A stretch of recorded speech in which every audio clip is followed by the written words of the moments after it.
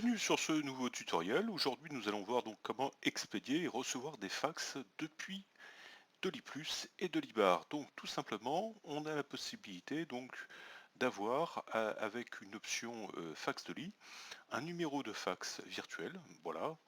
Je suis dans l'interface de configuration. Donc là, voici le numéro de fax qui peut vous être attribué par exemple au format international. Ce numéro de fax vous permet de recevoir dans votre messagerie directement tous les fax par mail et nous allons voir également comment expédier un fax depuis Deliplus. Alors, je me rends directement sur la fiche d'un tiers et voilà, à côté du bouton que vous connaissez envoyer par mail, vous avez maintenant le bouton envoyer un fax. Donc quand j'envoie un fax, que se passe-t-il? Ben, j'ai une interface qui vient avec la possibilité de sélectionner donc tous les numéros de fax qui viennent soit des tiers, soit des contacts associés à ce tiers. Voilà, donc je choisis un numéro de fax, je l'ajoute. Je précise que je peux éventuellement ajouter d'autres numéros de fax ici, donc c'est du multi-envoi. Voilà, donc là pour la démonstration, je vais simplement prendre un numéro de fax.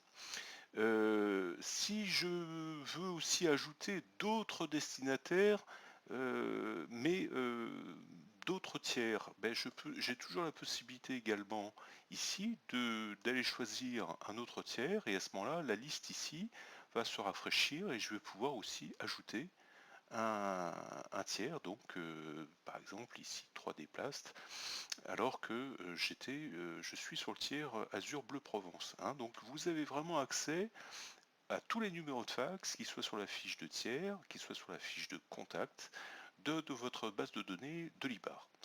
Alors, il faut simplement donc cliquer sur la partie grise, comme d'habitude, pour aller choisir une pièce jointe.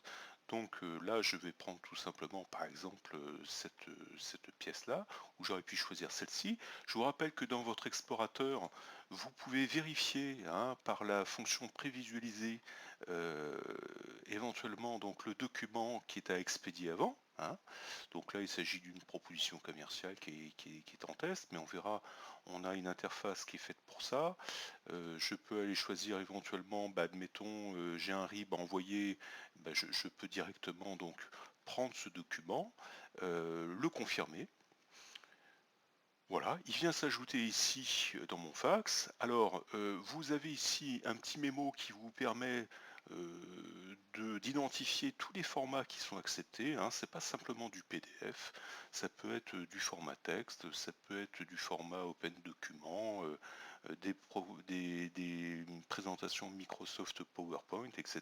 Donc, vous avez un large panel de fichiers, images, etc., qui sont acceptés. Donc, vous avez ensuite la possibilité de pouvoir différer votre émission de fax, d'accord. Et vous avez la possibilité, donc il s'agit de cocher ici, et de choisir une qualité d'expédition. Donc tout simplement, quand j'ai mon document qui est là, quand j'ai, je dirais, sélectionné mon tiers, je vais le faire sur ce numéro de test, j'envoie mon fax en appuyant tout simplement sur le bouton. Voilà. Donc vous avez une confirmation ici qui apparaît. Le fax est émis par un système de mail de façon complètement transparente pour vous. Que se passe-t-il ensuite côté messagerie? Donc si vous allez sur votre messagerie, je l'ouvre ici. Dans votre messagerie, vous allez recevoir différents messages. Vous allez recevoir déjà un premier message ici qui vous confirme que votre demande de télécopie vers le numéro a bien été prise en compte, d'accord. Et à la réception du fax, vous allez recevoir un message comme celui-ci, avec un rapport complet vous précisant que le fax a bien été réceptionné. Donc vous pouvez imprimer cette preuve et la conserver, tout simplement. Et vous retrouvez dans votre accusé de réception l'accusé de réception par PDF et puis les deux documents y compris l'attestation par rapport à votre document d'envoi. Voilà, donc tout simplement, cette fonctionnalité, vous la retrouvez alors non seulement au niveau d'une fiche tiers, mais on a décliné cette possibilité comme pour les mails. Par exemple, là, vous êtes sur une proposition commerciale, mais on pourrait parler en achat d'une commande auprès d'un de vos fournisseurs. Vous avez à chaque fois la possibilité d'envoyer un fax. Pour les commandes de vie, automatiquement, la pièce du devis de la commande est automatiquement mise en pièce jointe, hein, puisqu'il s'agit d'un bouton spécialisé qui se trouve dans un endroit bien précis.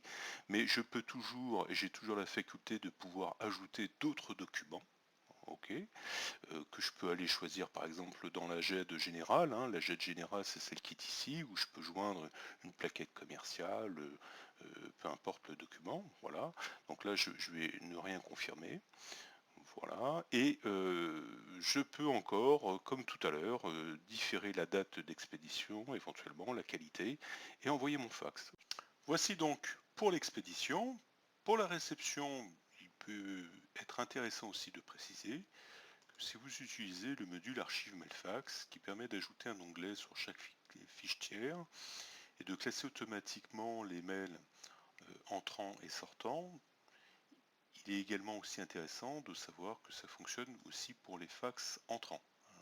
Le numéro de fax est détecté et à ce moment-là, il vient se ranger automatiquement derrière la fiche de tiers, ce qui veut dire que 6 mois plus tard, un an plus tard, vous êtes capable de retracer une partie de la relation de votre client, notamment avec les échanges qui sont ici archivés, qu'il s'agisse de mail ou de fax.